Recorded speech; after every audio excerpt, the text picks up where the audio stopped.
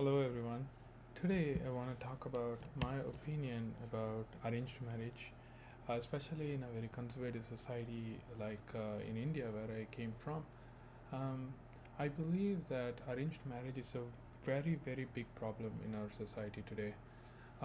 Coming from such a society, I believe it is a primary cause of many gender disparities, domestic abuse, and anxiety. And I don't believe this practice should continue much longer if we want our future generations to be happy and have a good life. I'm here in a very Western society in the United States where arranged marriage is often portrayed in movies and TVs as this novel, convenient practice. But thankfully, they're not actually done in reality, and they are not practiced widely. And I'm very thankful for that situation. I wanted to go into what exactly is arranged marriage and my views on them and its different pitfalls so that you're equipped with the information. So, in India, when someone reaches a marriageable age, their parents feel very obligated to find them a partner. They search for the so called right fit. Mind you, the fit is not just a good person, but whether they will fit in to their family circle. The practice is especially common in parts of India where the women lack education and consequently they don't have a lot of say in the life choices other than what their parents tell them. Unfortunately, even in modern educated families, this practice continues to be followed because of social pressure and deeply rooted patriarchal traditions that are still there.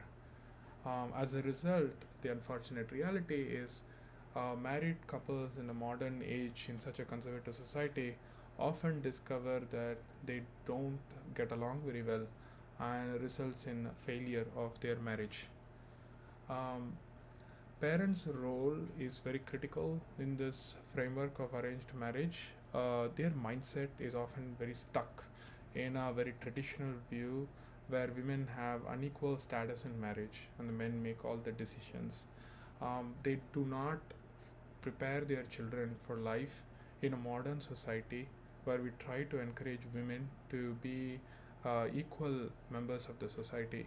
This disconnect between the view of the parents about the society and the reality of the women who are empowered, educated, results in such catastrophic failures in marriage from which they cannot recover and often results in lifelong psychological scars. Um, One major constraint of arranged marriage is how it limits the interaction between men and women before marriage. So, any friendly conversation between people of opposite sex can be labeled as flirtatious and it can potentially damage their prospects for getting married. Finding a life partner in such a society, let's say you do want to get someone to like you and you want to fall in love, such prospects are very, very difficult because of these constraints, because you're not really allowed to talk to the opposite sex, or even if you are, you can be labeled. And that puts a very difficult barrier for finding like the love. And during my college years as well, there was a very stark divide between male and female students. And I'm not talking 50 years, like I'm talking like 20 years or like 15 years when I finished college. We used to all sit in two sections all the boys would sit in two sections of the classroom, whereas the girl students sat on the other side of the classroom. And this stark difference was largely accepted and we all went along with it, and we rarely spoke to the opposite sex, because of the risk of being labeled as flirtatious. And we limited our conversation just to like talk about some technical stuff and collaboration for project, and that was about it. Like we rarely kind of cut across the boundaries, so to speak. I found that framework to be very disturbing even when I was in college, but because of the societal pressure, it was very difficult to break out of it. So everybody get just caught along with the program, I guess.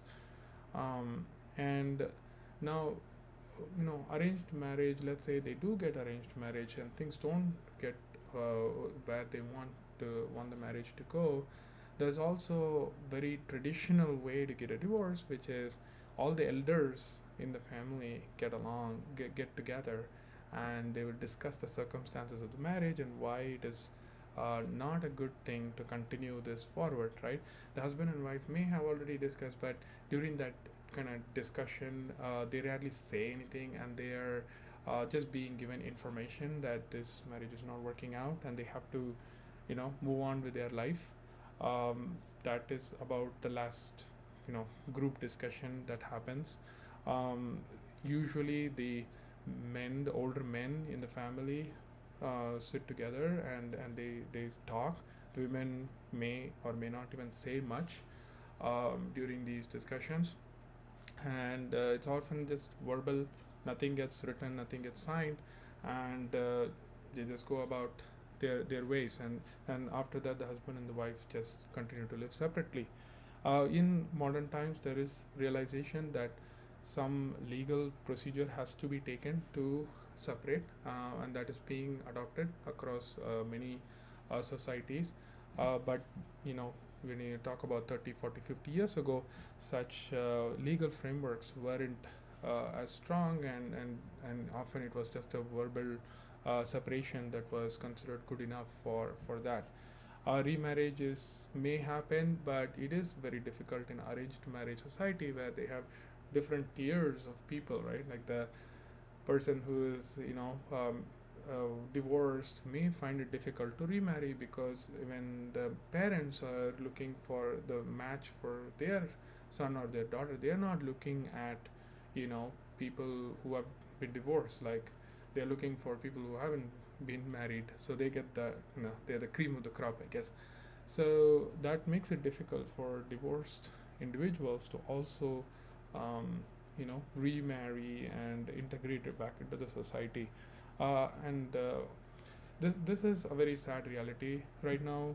This happens across many societies in the Indian culture where I come from, and I'm sure it happens to some limited extent in the US as well, but I have not been exposed to that level of prevalence as I was in India. I hope that these kind of practices start to kind of fade and die down, and the younger generation feel empowered that they can go out there, meet people, and talk to the opposite sex to understand their interest, and if they want to have a happy relationship going forward. I hope that becomes normalized in such a society, and I hope that this type of arranged marriage and all these dowry systems kind of fade away and die very very soon. I hope so. But that's just my opinion and my hope for the future. Having gone through it with people in my life, how they went through such experiences makes me question the validity of this process, and even it should exist or not. But that again, it is just my opinion. I hope you found this video very helpful. Please feel free to like and subscribe to my channel. And thank you once again.